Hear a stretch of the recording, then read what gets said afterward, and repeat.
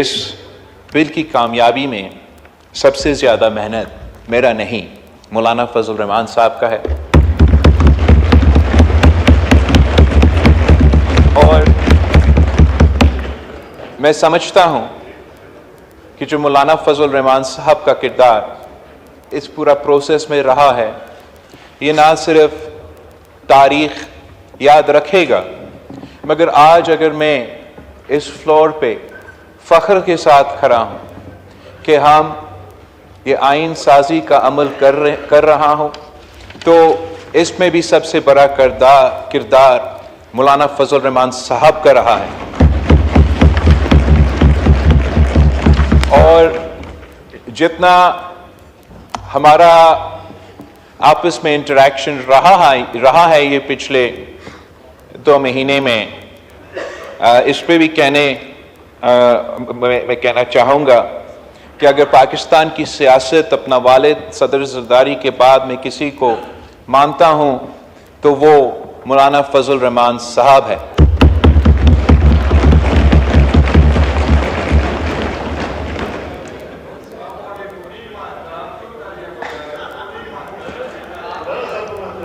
जी please. अल्लाह ताला ने फरमाया है कि वत्तु इज़्ज़ु मंतशा वत्तु ज़िल्लु मंतशा, और जितना हमने अपना पार्लियामान का इज़्ज़त रखा है, अपना दस्तूर का इज़्ज़त रखा है, इस आइन साजी का अमल की इज़्ज़त रखा है, तो उसमें भी सबसे बड़ा किरदार मौलाना फजल रहमान साहब का।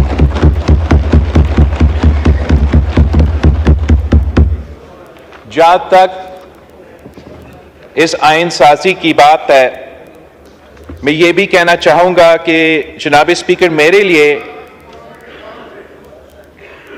लिए अगर मैं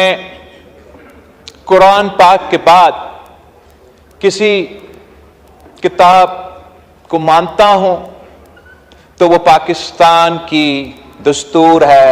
पाकिस्तान की आइन है, हमारा इस्लामी वफाकी जमहूरी 1973 की कॉन्स्टिट्यूशन है।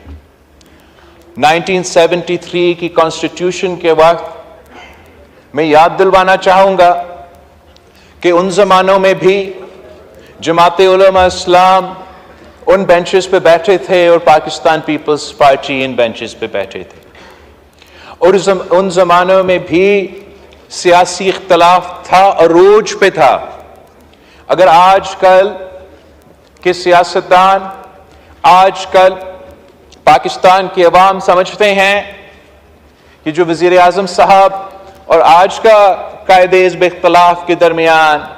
इख्तलाफ सियासी जो पोलराइजेशन हुआ है वो कोई अरूज पे है, तो याद रखना चाहिए कि जब कायदे अवाम शहीद जुल्फ़िकार अली भुट्टो इस मुल्क का वज़ीर आज़म था और जमाते उलमा इस्लाम के कायदे इख्तलाफ था, तो तब भी हमारा सियासी इख्तलाफ, नजरियाती इख्तलाफ अरूज पे था। मगर जब पाकिस्तान की बात आती थी, जमहूरियत की बात आती थी, आइन साजी की बात आती थी, तो हम सारे इख्तलाफात भूल के एक मेज पे बैठ के इत्तेफाक कायम करके सरजमीन बे आइन को अपना आइन दिलवाया था।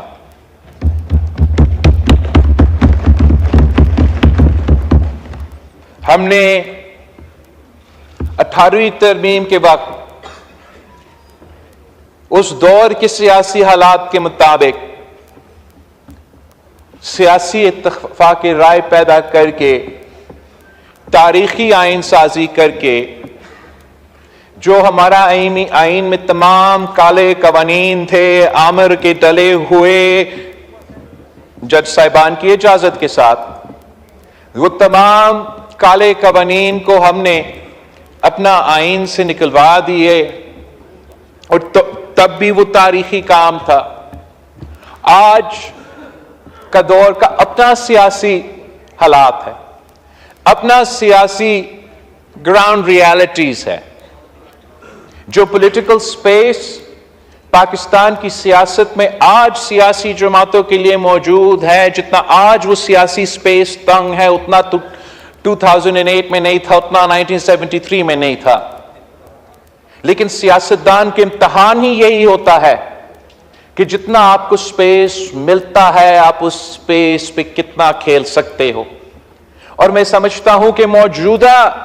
सियासी सूरत हाल में जब पॉलिटिकल पोलराइजेशन और पॉलिटिकल पार्टिसनशिप का जो हालात है वो आपके सामने है, जब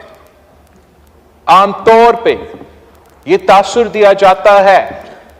कि पाकिस्तान की सियासतदान एक दूसरे के हाथ तक नहीं मिलाने के लिए तैयार है, जहां हुकूमत के इत्तेहादी ऑपोजिशन की जो लार्जेस्ट पार्टी है उनसे हमारा बाकायदा राब्ता वैसे इतना ज्यादा नहीं होता। इस हालात में जितना इत्तफाक राय पैदा हो सकता था, मुमकिन था, वो इत्तफाक राय हमने हासिल करके 26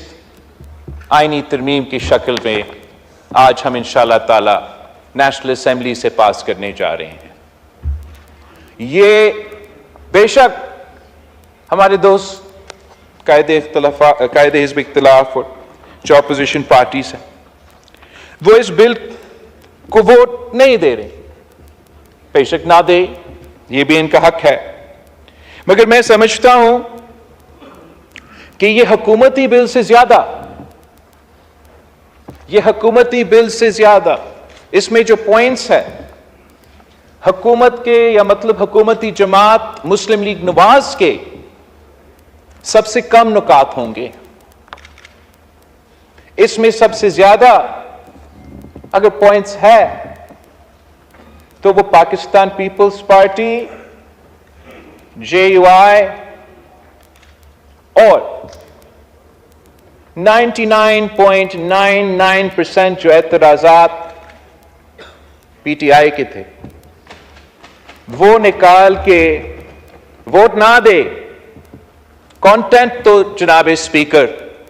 जितना क्लोज टू कंसेंसस हो सकता था वो है, और मैं समझता हूं कि ये सियासत की फतह है, ये जमहूरियत की फतह है, ये सियासी जमातों का फतह है। और हमारे भाई वो दे या ना दे, ये इनका भी सियासी कामयाबी है।